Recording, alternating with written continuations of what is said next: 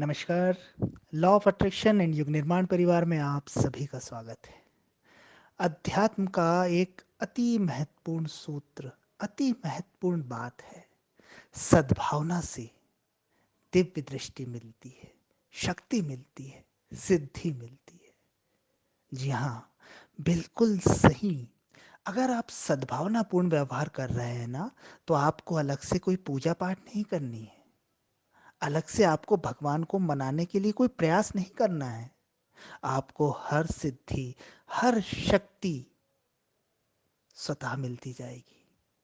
वास्तव में जब भी आप सद्भावनापूर्ण रह रहे हैं, सद्भावनापूर्ण का मतलब दूसरों के साथ प्रेम से, परोपकार भाव से, दूसरों की भलाई में लगे हुए, तो ये बात, ये चीज इस अस्तित्व को, परमात्मा को अति प्रिय होती है। सद्भावनापूर्ण होना यानी ईश्वर की इस सृष्टि में, इस अस्तित्व में अपना सकारात्मक योगदान देना, किसी प्राणी की मदद कर देना, किसी प्राणी को सही रास्ता बता देना, किसी प्राणी में जीने का उत्साह पैदा कर देना, किसी को प्रेम सिखा देना, बैर से मुक्ति दिला देना, क्रोध से मुक्ति दिला देना, बुरी भावना से मुक्ति दिला देना।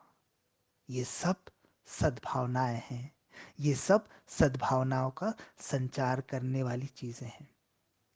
और ये निश्चित है कि जो व्यक्ति सद्भावनाओं का संचार करता है, जो व्यक्ति सद्भावनाओं का प्रचार प्रसार करता है, उसके साथ ईश्वरीय शक्तियां, दिव्य शक्तियां जुड़ते चली जाती हैं।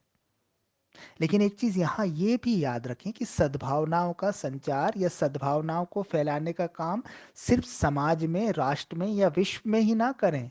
अपने भीतर भी सद्भावनाओं को जगाएं। अपने भीतर भी उन सद्भावनाओं को स्थान दें। आप स्वयं भी बदलें, आप दूसरों को भी बदलें। आप अपने आप को सद्भावनापूर्ण बनाकर एक एग्जाम्पल सेट कर सकते हैं दुनिया के सामने कि ऐसा व्यक्तित्व होना चाहिए, ऐसा व्यक्ति होना चाहिए।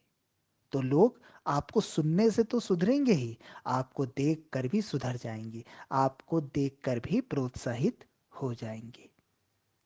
तो सद्भावना में कुछ जाता नहीं है। आप कुछ खोते नहीं हैं, पाते ही हैं। ना आपका धन जा रहा है, ना आपकी कोई प्रॉपर्टी जा रही है।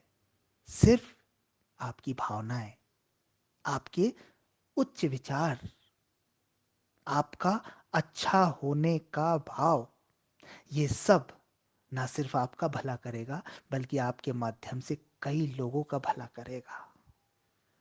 तो भगवान की आप पूजा पाठ करते हैं, स्तुति करते हैं, आराधना करते हैं, प्रार्थना करते हैं, बहुत अच्छी चीज है। लेकिन आप सद्भावनाओं को भी अपने जीवन में स्थान दिए हुए हैं कि नहीं? कि सिर्फ पूजा पाठ, सिर्फ कर्म कांडों को ही आपने सब कुछ मान लिया है? आपने अपने भीतर सद्भावना को स्थान नहीं दिया है। आपकी वाणी में सद्भावना नहीं है, आपके विचारों में सद्भावना नहीं है, आपके हृदय में सद्भावना नहीं है, और आप सिर्फ भगवान का नाम ले रहे हैं, तो ये नाम लेना व्यर्थ हो गया। इसका कोई मतलब नहीं है। अपने भीतर सद्भावना को स्थान दीजिए। फिर आप जो बोलेंगे वो भगवान का हो जाएगा, फिर आप जो करेंगे वो भगवान का हो जाएगा, आपके साथ ही भगवान हो जाएगा। धन्यवाद।